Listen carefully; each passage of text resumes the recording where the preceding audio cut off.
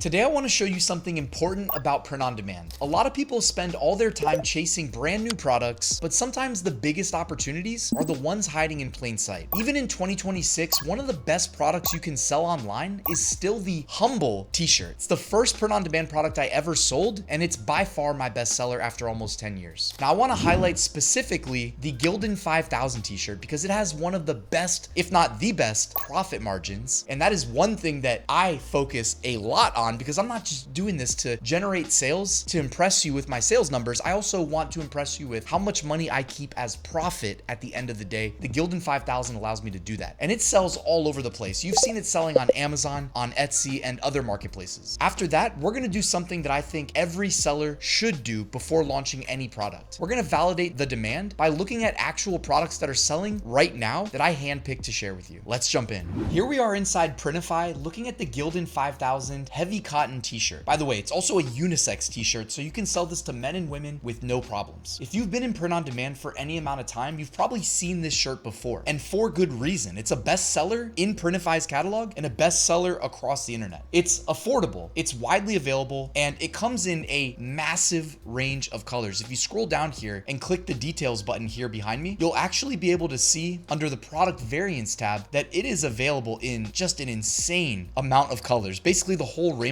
times 2. I don't actually know the number of colors. If we just look at the blues here, they've got antique jade, tropical blue, midnight, antique sapphire, sapphire, heather sapphire, 3 sapphires, indigo blue, sky blue, light blue, Carolina blue, royal blue, neon blue, navy, cobalt. I don't know how many that was, but that was just the color blue. Absolutely insane. Plus, it's got an affordable price tag starting at just $7.26 with Printify Premium. And you can sell these all day for $19.99. Think of the profit margin there. This is one of those products that doesn't need to be reinvented. Instead, success often comes down to choosing the right design and the right audience. And that's what I want to focus on in this video. Now, whenever I'm evaluating a product, I ask myself 3 questions. Are customers already buying it? What kind of designs are currently working? And can I realistically create something similar without copying anyone else's work? Let's start with Amazon. So when it comes to Amazon research, I use Merch Dominator. It's better than going directly to Amazon and just blindly typing into the search bar, because they have a bestsellers feature that you can access over here on the sidebar. So within the bestsellers feature, it'll pull up the best-selling t-shirt designs on Amazon, and you actually have all these filters available to you as well. The only one you need to be aware of is the filtering out the big protected brands, the big intellectual property that you'll get in trouble if you accidentally saw that it was selling well in your research and created a similar design. You want to avoid that. So I filtered them out, and after that, guys, it goes and fetches the best-selling designs from Amazon for me. You can see that not only does it do that, it puts them in order based on the number of sales they're currently producing. Now, I honed in on this design specifically because if you have been subscribed to my channel, you know what makes me the most amount of money, and that is simple text-based designs with a specific customer or a specific person to wear the shirt in mind. Also, I love when there's text in the design because you can optimize your SEO, your search engine optimization, around it. So this shirt says "Awesome like my daughter," white text on a black t-shirt, great color contrast. It's a big bold font, easy to read, checks every box. If you pull this up on Amazon, you can actually see that it's sold over 2,000 times in the last month. I repeat, it has sold over 2,000 times in the last month. Pretty incredible. They're making a lot of money from this. And notice something important. The product itself is not special. It's not premium fabric. It's not an expensive garment. The value comes almost entirely from the design and the emotional connection with the buyer. In this case, obviously benefiting from Father's Day. That's one of the biggest lessons in print on demand. People aren't usually buying the t-shirt for the t-shirt itself. They're buying the identity associated with the niche, with the design,